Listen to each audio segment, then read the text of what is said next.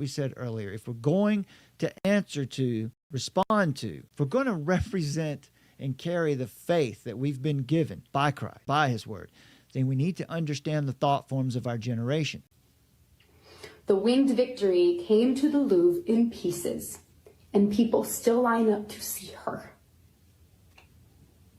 And I can only hope that despite my flaws, and despite my cracks and my breaks, and there are many of them, that at every premiere and everything I do, people will wait in line to see. Yeah, okay, and then there's this piece, one more, because we're not going to do it that way, right? We didn't do it that way. It's weird because this prince was a stalker. I mean, you know, the original cartoon came out in 1937, and very evidently so. There is a big focus on her love story with a guy who literally stalks her. Yeah. Weird. Super weird. So we didn't do that this time. So no prince, or a different kind of prince? We have a different approach to what I'm sure a lot of people will assume is a love story just because, like, we cast a guy in the movie. Right. Andrew Burnap, great dude.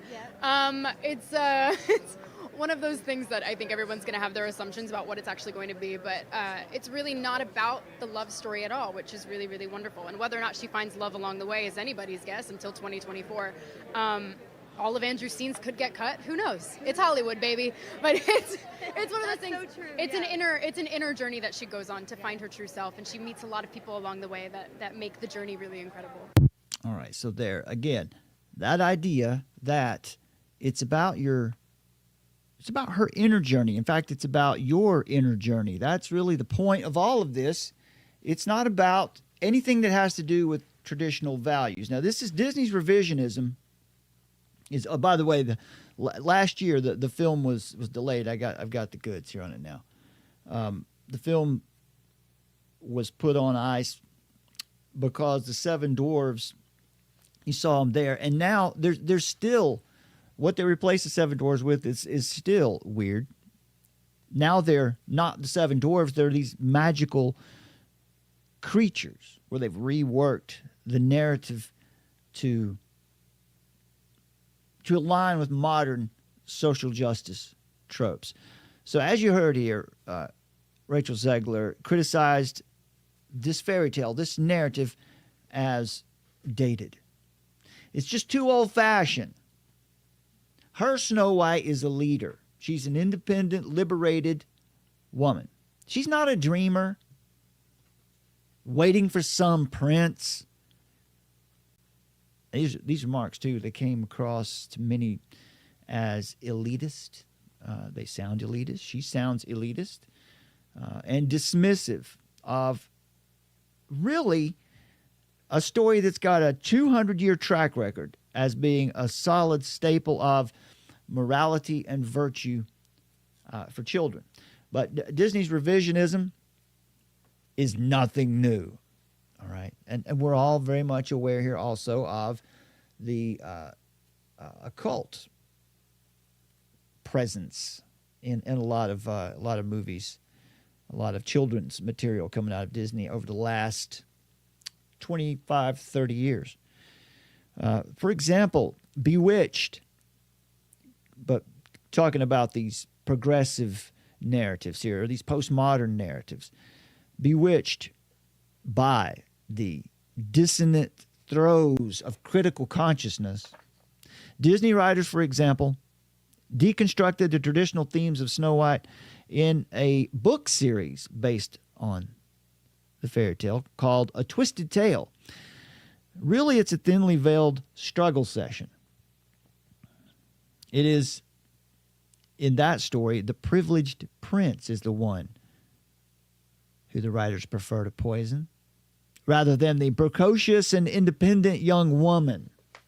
Of course, the trend continues in other Disney works. The original 1950 classic Cinderella, in its original form, progresses through a coherent, linear narrative that deals with traditional themes of identity, traditional ideas of good and evil.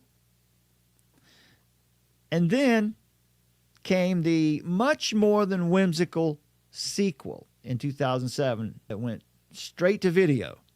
Cinderella 3, A Twist in Time, deconstructs the traditional fairy tale logic of moral absolutes and fixed character archetypes. For example, in the film, or in the movie, the video, Anastasia, Cinderella's stepsister, evolves from villain to heroine. Now, what does that sound like?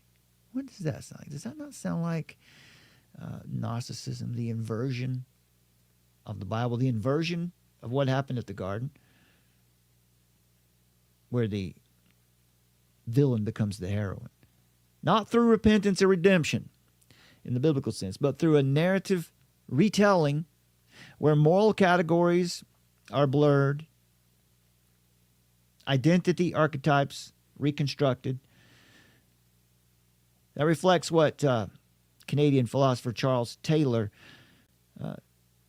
sociologist, philosopher Charles Taylor, identifies as the shift from mimesis to poiesis, which is an important concept to understand, which I'll share with you now. We've talked about this before.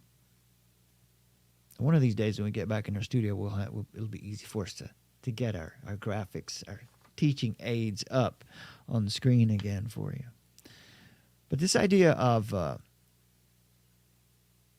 mimesis and poiesis, that is the idea of seeing your identity as discovered within a given order, mimesis. You play a role in your community.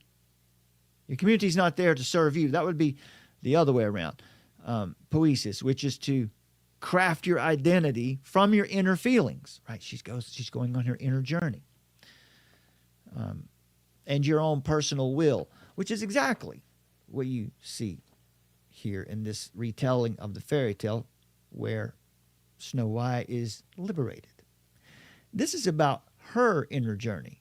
It's not about everyone else. It's not about what others can take from. It's just about this individual, her inner journey and her personal will, her journey to independence, to liberty. So the question is what is Disney going to do? This is another severe box office underperformance, to say it nicely. Another season of shareholders enduring public backlash. Is it finally going to force Disney to abandon their failed strategy of this ideological indoctrination?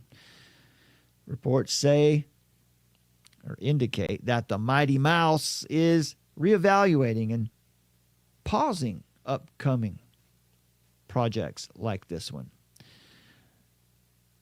But they said the same last year, after last year's flop. And then they said the same before that.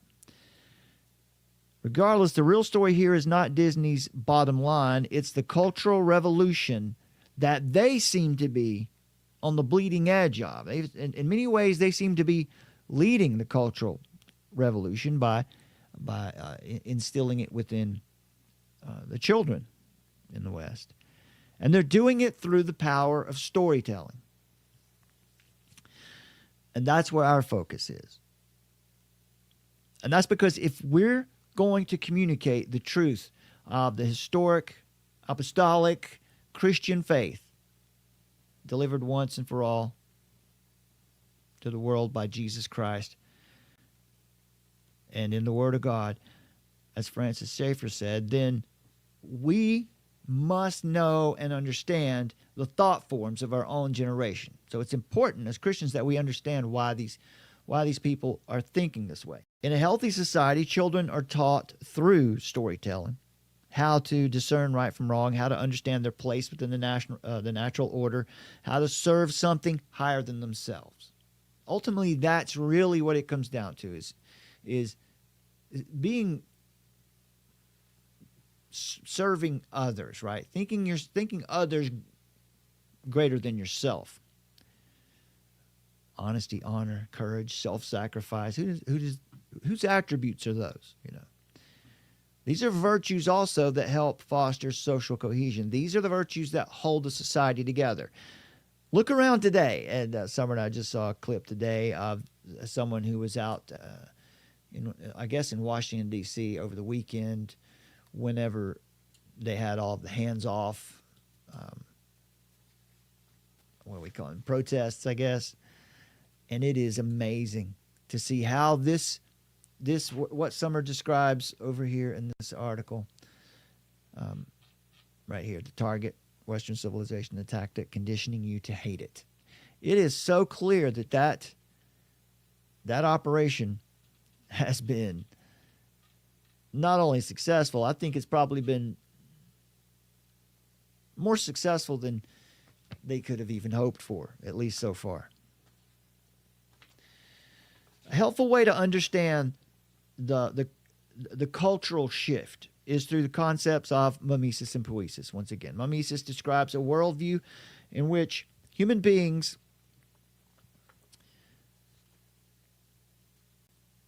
conform themselves to a given order.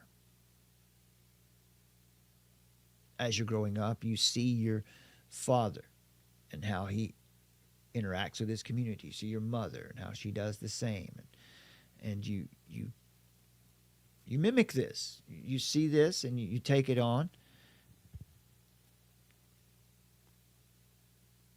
And this given order is an order that's not created by us. It's not and I'm talking about the natural order here, not necessarily the political, but the natural order is not one that we've created.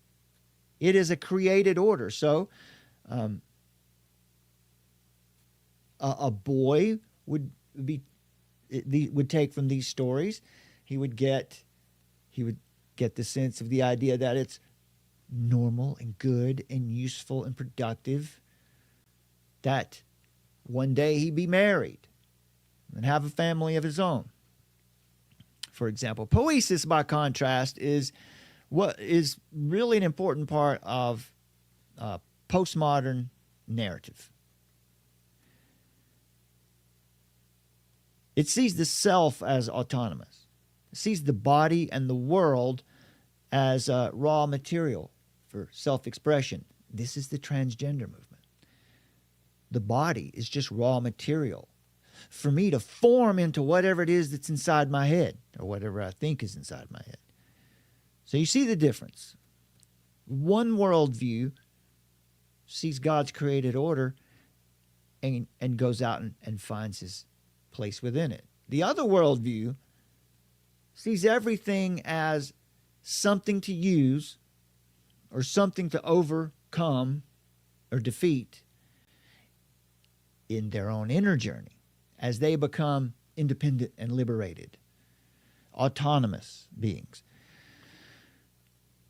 This is the hallmark of what we call expressive individualism. That's the belief that we become most fully ourselves, authentic, right? You become your authentic self, as they say, when we cast off these external expectations and when we define truth according to our inward desire.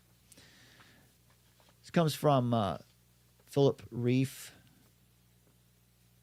sociologist, who warned that we now live in a third culture. It's a therapeutic age where truth and virtue are subordinated to feeling and personal affirmation. Carl Trueman, we shared much of his work with you here, in his book, The Rise and Triumph of the Modern Self, draws from both Philip Reif and Charles Taylor to show how this expressive revolution has eroded the foundations of identity, meaning, and moral responsibility. Which is why Rachel Zegler really makes no apology for what she says. It's her truth, after all, and you need to conform to that. So this is also brings up an idea of something that Francis Schaeffer, Christian theologian, philosopher, Francis Schaeffer talked about. In his book, Escape from Reason, he traces the philosophical descent of the West from a unified Christian worldview to a fractured postmodern worldview. At the center of Schaeffer's critique is the historical problem of nature and grace, or in philosophical terms, the particulars and the universals. The problem being, how do we unify these two things? In medieval thought, grace represented transcendent spiritual truths, God, salvation, the soul, while nature represented the empirical world, things that we see and interact with, the particulars. Thinkers like Thomas Aquinas tried to harmonize these realms. This is something that great philosophers have tried to do all along. Theologian Thomas Aquinas tried to bring the ancient Greek philosophers into theology and blend the two to try to bring nature and grace together. And that's been the great project of philosophy over time. Fairy tales and legends were once vehicles for embedding the first principles, what we call first principles, foundation understandings about the world and about life, eternal principles of God's moral and natural order in culture. And these stories serve to instill these ideas into the minds of children. These stories are filled with symbolic representations of good and evil, male and female roles, honesty, honor, courage, self-sacrifice, virtues that help foster social cohesion. Eventually, though, over time, as reason and theology became blended in, there's nothing wrong with reason, but in the way that it was blended, it was given superior, at least equality or superiority to divine revelation. And then so over time, reason and nature gained autonomy. That means they weren't unified, they were separated. And so because of this, we come down through the ages to the Renaissance, where the Renaissance man, Renaissance exalted man, art, and nature, pulled it outside of the realm of grace. The Enlightenment enthroned reason, and eventually nature consumed grace, and truth was no longer transcendent, but internal. Truth became an internal concept, defined by the individual. Think about this in concepts of art. Schaeffer talked about in Escape from Reason and in his series, How Should We Then Live, which is free on YouTube, and you should watch it.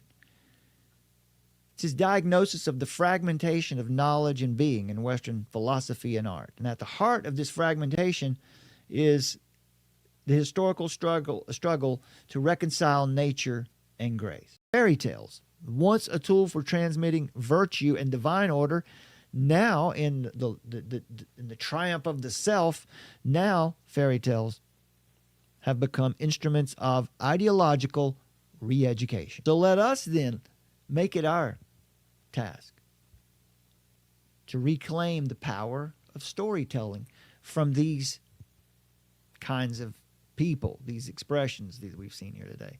Let's reclaim that, not as entertainment alone, but as the vehicle for truth, beauty, and goodness, to the glory of God and the preservation of His truth for the next generation. Because even in fairy tales, folks, faith is resistant.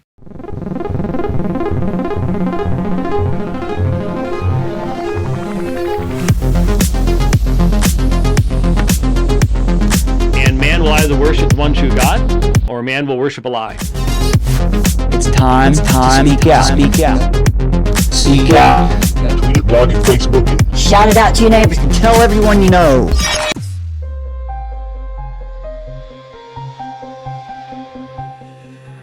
Faith